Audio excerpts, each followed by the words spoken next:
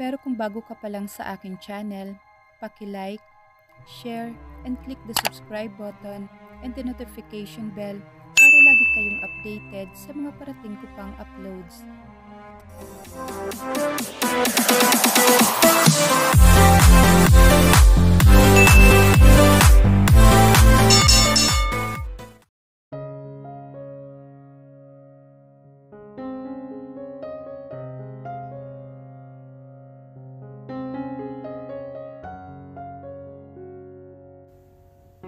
Tinatanggap mo bang babaeng to bilang iyong mahal na asawa?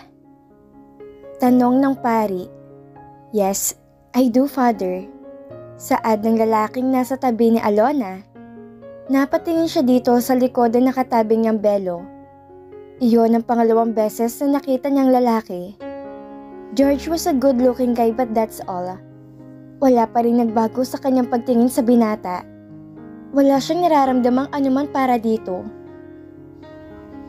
Kaninang pagpasok niya sa simbahan, ay nagsimula siyang nervyosin na makita mga tao sa loob. She never got used to be in a crowded place. Ang daddy niya ang naghatid sa kanya sa altar. Na makita niyang pag-asa sa mukha nito, sinabi niya sa sarili niyang tama magiging desisyon niya. Subalit habang papalapit sila sa groom, ay unti-unti ring humihigpit ang kapit niya sa kanyang ama. Muli niyang itinanong ang sarili, bakit ba sa akin nangyayari to? Why do I need to do this? Nang iabot na ng kanyang ama ang kamay niya sa binata, ay parang gusto na niyang kumaripas ng takbo. But she could never do that. Malaking eskandalo ang mangyayari kapag ginawa niyang bagay na yon. Do you take this man as your lawful husband? Tanong muli ng pari na nakatunghay naman sa kanya. Bumalik siya sa kasalukuyan. Para siyang binuhusan ng malamig na tubig nang marinig ang tanong ng pari. Muli siyang napatingin kay George. Nakangiti ito, na waring inaasahan ang positibo ang magiging sagot niya. Will I take this man as my husband? Ipagkakatiwala ko bang buhay ko sa lalaking to? Magiging masaya naman ba kami sa piling ng isa't isa kung sakali? Nagsimula siyang mahirapan sa paghinga. Hindi siya makasagot o mas tamang sabihing ayaw niyang sumagot dahil parang may bikig sa kanyang lalamunan. Do you take this man as your husband? Ulit-uli ng pari, nang pamaya-maya ay wala pa rin salitang lumalabas sa kanyang bibig. Nagsimulang magkaroon ng bulong-bulungan sa simbahan. Nang tingnan niya ang mga magulang, ay parehong nag-aalalang tingin ng ibinibigay ng mga ito sa kanya. Bumaling siya sa groom. Wala na ang ngiti sa mukha nito. Inatake siya ng kaba nang kinuha nito ang kanyang kamay. What are you doing? Bakit hindi mo sagutin ng pare? Pabulong at halatang inis na tanong nito. Lalong tumambol ang dibdib niya. Hindi niya napaghandaan ng ganitong sitwasyon. Wala sa hinagap niyang sobrang pagtutol sa kanyang kaloob-looban ngayon na mismong naroon na sila sa aktwal na kasalan. Babae, tinatanggap mo bang maging asawang lalaking ito? Tinagalog na ng pari ang linya nito. Waring naiinip na din sa paghihintay sa sagot niya. Napukuyom ang kanyang mga kamay na mahigpit na hawak ng lalaking pakakasalan niya. Marahas na binawi niya ang kamay. No, Father. Malakas na wika niya. Natigagal ang pari sa sinabi niya at kitang-kita niya ang galit at kahiyang gumuhit sa mukha ng groom. Umugong ang malakas na bulungan ng mga tao sa loob ng simbahan. Anong ginagawa mo? Wala to sa usapan. Namumula ang mukhang asik nito. I'm sorry, pero hindi kita magagawang pakasalan.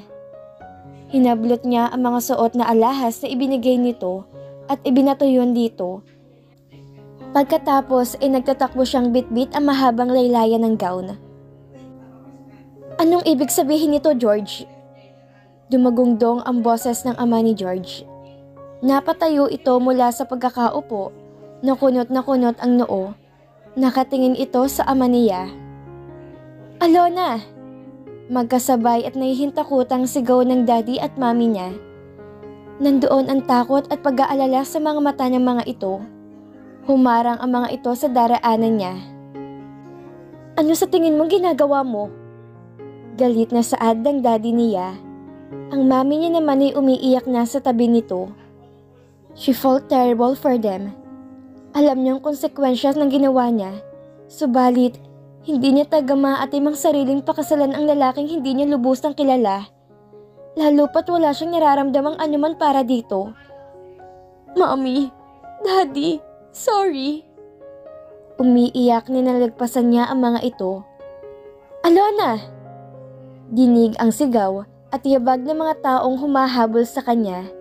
Subalit hindi na siya lumingon pa. She started to run as fast as she can. Paglabas niya ng simbahan, ay agad siyang sumakay sa taxi na huminto sa daan. Manong, dalhin niyo po ako sa lugar na matatahimik ako. Lumuluhang saad niya sa driver. Nag-aatubiling tumingin to sa kanya. Okay ka lang ba, miss? Pakiusap po, paandarin niyo na pong sasakyan. Nag-uunahang tumulo ang kanyang mga luha at iniiwas niya ang mukha dito. May hesitasyong pinaandar nito ang taxi. Nang umandar iyon, ay ibinaling niya agad ang tingin sa may bintana. Hindi niya na magagawang tingnan pang mga taong humahabol sa kanya. Alam niyang sobrang sakit lamang sa kanyang damdamin ang idudulot nun. It was selfish act, and the more she realized it, the more she hated herself. Ano nang mangyayari sa akin? Hindi ako pwedeng umuwi sa bahay. I will be done for sure for ditching this wedding. May ilang minuto siyang nagmuni-muni. Ilang sandali pa'y huminto ang taxi.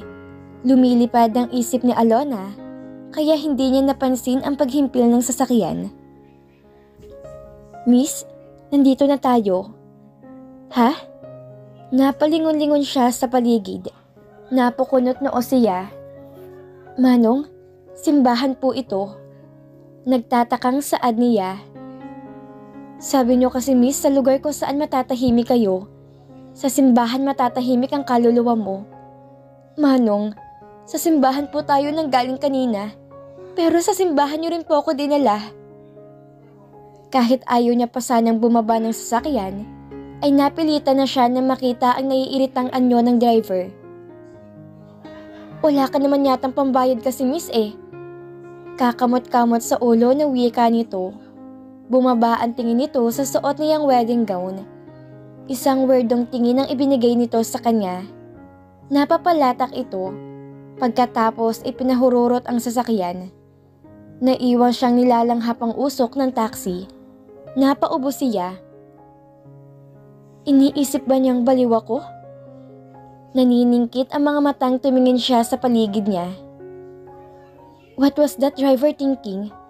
Simbahan ang tinakasan niya, pero sa simbahan din ang bagsak niya. It just doesn't make sense. Na makita niya ang ilang mga di pamilyar na tao sa may di kalayuan, ay agad niyang ibinaba ang belo ng damit pang kasal niya. Hindi niya maharap ang mga ito ng ganoon ng itsura niya. Para nga siyang isang baliw na gumagala na naka-wedding dress. At hindi siya komportable sa isang lugar na wala siyang sino mang kakilala. Napaigik siya nang biglang sumakit ang mga paa niya pagtapak sa semento.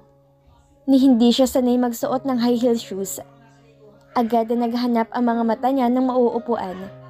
Sa gilid ng simbahan ay may natanaw siyang ilang mga bench. Inalis niya ang mga sapatos at nagtatakbo papunta doon. She felt relief na makaupo ang ngawit na katawan niya. She relaxed her bare feet over the Bermuda grass. Nilaro niya ang mga talampakan doon. It felt really good. Kung sana'y huminto na lang ang oras, ay hindi na niya kailangan pang harapin ang mga problema.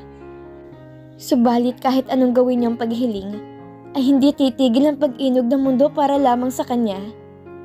Ngayon, anong dapat kong gawin simula dito? Tumingala siya sa kalangitan na para bang doon may lumilitaw na sagot sa gulong nilikha niya. She sighed as the sun rays glimmer on her face underneath the wedding veil. Rose? Naggulat si Rose na may isang binatang biglang sumulpot sa harap niya. Naka-formal na puting suit ito, parang kagagaling sa isang formal na okasyon. Ha? Rose? Sinong Rose? Lumingalinga siya sa paligid upang siguraduhin siyang kinakausap ng lalaki. Subalit walang sino mang nandoon kundi sila lamang dalawa. Muli siyang bumaling dito.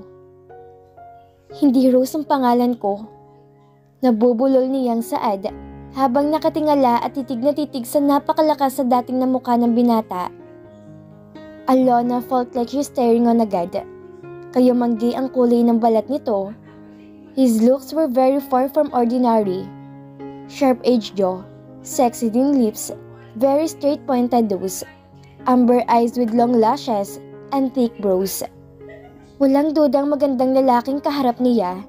Ang pagiging aristokrato ng dating ng itsura nito ay kumokontra sa kulay tan na balat nito na animoy gunting kumikislap sa ilalim ng araw.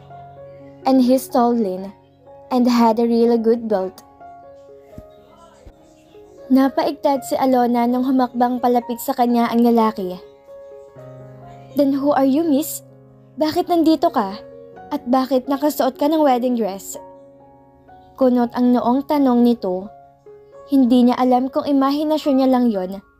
Subalit may himig ng galit ang tono ng pananalita nito. But why would he get angry with her? Ngayon lamang sila nagkita.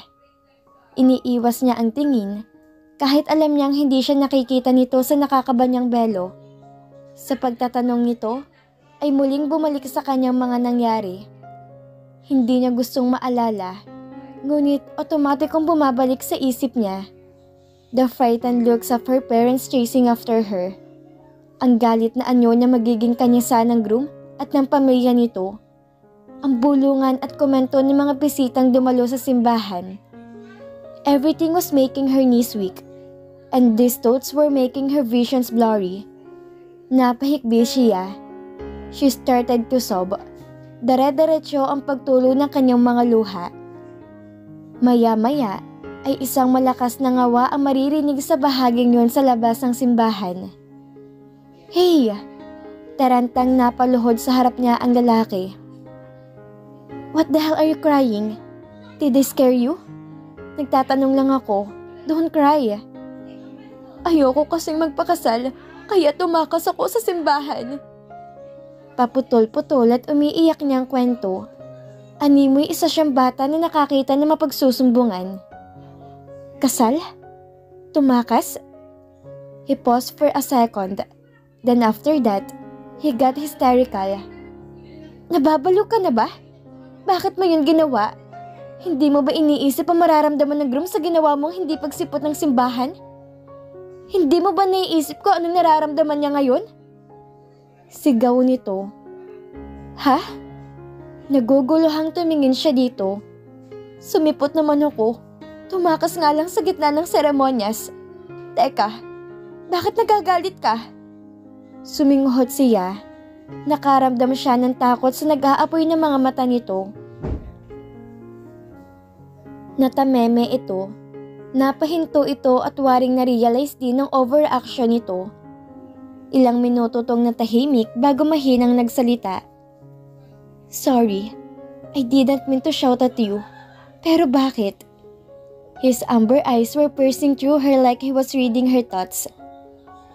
Kahit sabihin pang sumipot o tumakas ka sa kasal, iniwan mo pa rin siya. Siguradong pumayag ka magpakasal sa kanya, kaya nakarating kayo sa simbahan, di ba? Then why did you ditch him? Naaninag ni Alona ang malungkot na mukha nito. Para bang pasa nito ang problema ng buong mundo. Gayong hindi naman niya problema niya. And she felt the urge to erase that sadness on his face. Halatang may dinaramdam ito. Naku-curious tuloy siya kung sinong lalaking to at anong klaseng gulo naman ang nasuotan nito. Yumuko siya bago nagsalita. Tumakas ako sa kasal dahil magiging unfair ako para sa kanya. If I would marry him just because of money, kamumihian lang namin ng isa't isa. My parents forced me this marriage at hindi ko sila magawang tanggihan. Dahil yun lang ang paraan para maisalbang estado ng pamilya namin. But in the end, I just can't pretend that I am alright with the kind of life. Ayoko siyang lokohin at simulan ng isang relasyon sa maling paraan. If I were to decide to be anyone's woman, yung alam naming dalawa na wala kaming pagsisisihan sa bandang huli. Yung walang nakatayang halaga o kapalit. Kapag pinakasalan ko siya, pareho lang kaming hindi magiging masaya. Pero nang iniwanan ko siya, pinalaya ko rin ang iba't ibang posibilidad sa buhay niya. At marami sa posibilidad na yun ay mga daan para sa tunay na kasiyahan. Mali ba ako? Pagiging makasarili bang pagdidesisyon na makakabuti o makakasama para sa mga sarili natin? Hindi nito sinagot ang tanong niya. Katahimikan ang sumunod na mayani sa pagitan nila. Nang tumingin siya sa lalaki, ay parang nasa malalim na pag-iisip din ito. He looked like he's observing what she said. Then he sighed as he looked back at her. Kumabog na mabilis ang dibdib niya. May pagkailag siya sa mga taong hindi niya kilala. Subalit sa lalaking to'y ibang awareness ang naramdaman niya. She got stiffened when he suddenly took her shoes and put it back on her feet. Hindi siya nakapag-react. Parang gustong mamulo ng buong katawan niya, gayong paalamang niyang hinawakan ito. Tumayo ito mula sa pagkakaluhod at inilahad ang palad sa kanya. Let's go? Saan? Natataranta niyang tanong. Ngumiti ito at parang gustong tumalon palabas ng puso ni Alona. Sa loob ng simbahan, kung ayaw mo may pagsisihan na isang bagay, then be my bride. Be my bogus bride. Ha? Natigaga lang siya sa sinabi nito. The wedding march song started. Napatayo ang lahat ng tao sa simbahan na nagsimulang maglakad ang mga abay sa kasal. The best man, the maid of honors, the flower girls with their partners, and the ring bearer. At nasa final ang pinakaabang ng lahat. Napasinghap ang mga tao. The bride looked really stunning on her wedding dress. Mag-isa to naglalakad sa red carpet at hindi maiwasan ni Anthony na tumingin din dito habang naghihintay siya sa harap ng altar. It's his wedding. Walang pagkakaiba sa okasyon 30 minutes ago. Tuloy pa rin ang kasal niya. Ang naiba lang ang magiging bride niya. He didn't exactly know that woman. He caught on her wedding dress playing her bare feet on the ground. Ni hindi niya pa nakikita ang itsura nito sa likod ng veil, but he decided to marry her. Ito ang naging sagot sa problema niya. A moment ago, he proposed a deal with her. Kung papayag to maging bride niya, ay gagawin niyang lahat ng posibleng paraan para matulungan to sa problema nito. Kung magpapakasal to ng hindi dahil sa pera, ay pera din ang solusyon upang hindi yun matuloy at ipilit pa. At matutulungan niya to doon. He was rich and powerful in business world. Walang hindi nakakakilala na nasa top 5 list na pinakamayaman at pinakamaimpluwensya sa Pilipinas. Just hearing the surname Del Fieros was enough to make other companies bow on their feet. His very own original bride dropped her position like a hot potato. At alam niyang maraming babae ang nais na pumalit sa pwesto nito. Pero hindi niya kailangan yung mga yon. Nawala na siya ng tiwala pa sa seryosong pakikipagrelasyon. Kung yung ang sa kanilang dalawa ni Rose, na inakala niyang perpekto at puro ay bumigay, yung pa kayong mga naging flings niya, nang alam niyang habol ang estado niya lang sa lipunan. Kaya hindi niya ikinokonsidera sa sarili na magmamahal siya. What he really need right now is a bogus bride, a bogus partner and a bogus wife. No string attached, no hassles, no personal feelings to be considered. At ang babaeng to na lumalakad sa aisle patungo sa kanya ay isang perpektong kandidato. Wala siyang alam tungkol dito, kundi ang pangalan nito na kanina lamang naitanong. The girl's name is Alona Montenegro. Isang pamilyar na apelyido na naririnig niya sa social circle elite. Kung pagbabasehan ang kilos at pananalita ng babae, ay alam niyang edukada ito. Hindi nga lang siya sigurado kung related to sa nagmamay-ari ng Montenegro's Industrial Clothing Company na dati nagsusupply ng sa Alzone Mall ng mga damit. Ang balita niya ay balak na yung ipagbili ng may-ari dahil nadispalkong pera sa ilan sa mga pinagkakatiwalaan nitong empleyado. At ang resulta ay ang pagkalagay sa kritikal na alanganin ng kumpanya. Then Alzone Mall cut all the business transaction on that company to avoid conflicts. Nang makalapit sa kanya ang dalaga, ay muli niyang inilahad ang palad. Inihanda na niya ang sarili para dito.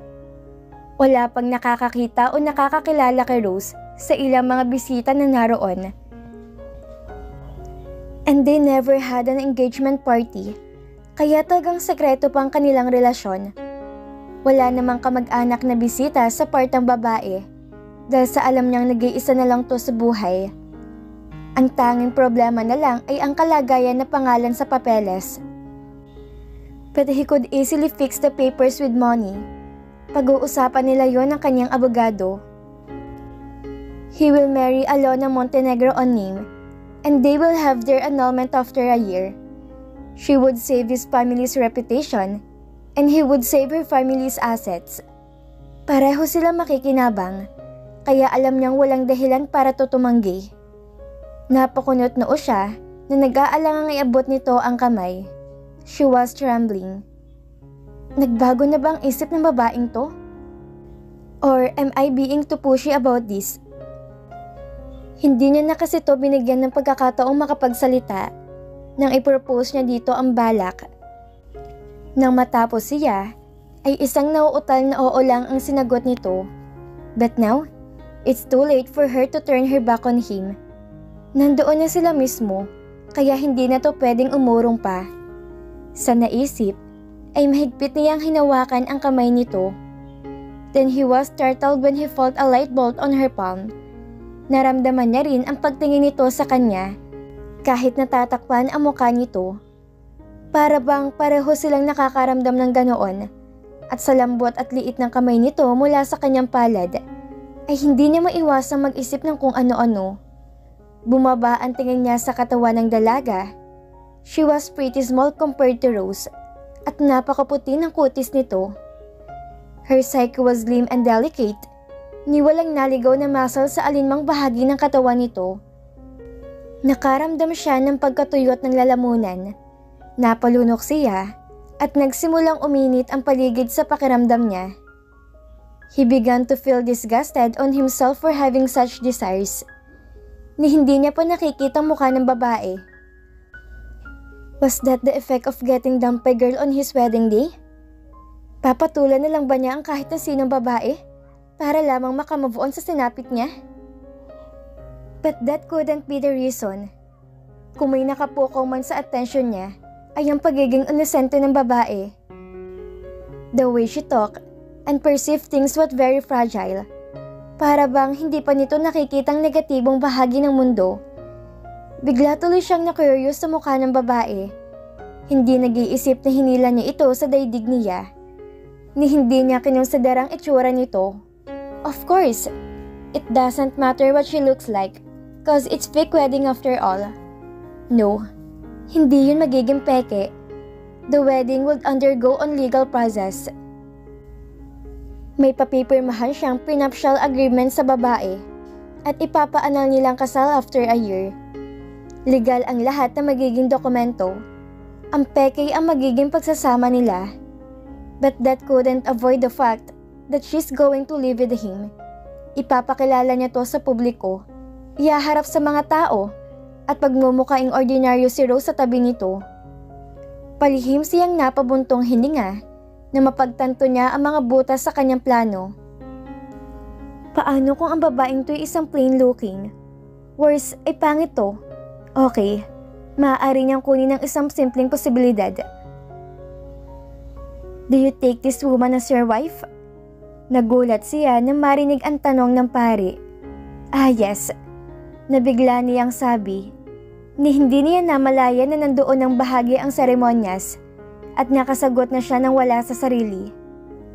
Ano bang pinasok ko? Ikaw babae, kinukuha mo bang lalaking to bilang asawa mo? Nakaramdam siya ng kaba nang tumingin dito. Parang drum na tumambol ang dibdib niya. Yes, I do, father. Nanginginig ang maamong boses na saad nito. Hindi maiwasan na makaramdam ng relief na marinig ang positibong sagot ng dalaga. Ang pagsisising inaasahan niyang maramdaman ay hindi dumating, bagkus ay nakahinga siya na maluwag. He wondered why? Maybe it because he couldn't take to be rejected twice his bride on the same day, and on the very same wedding. Unti-unti ay nawala ang doubt niya sa dalaga.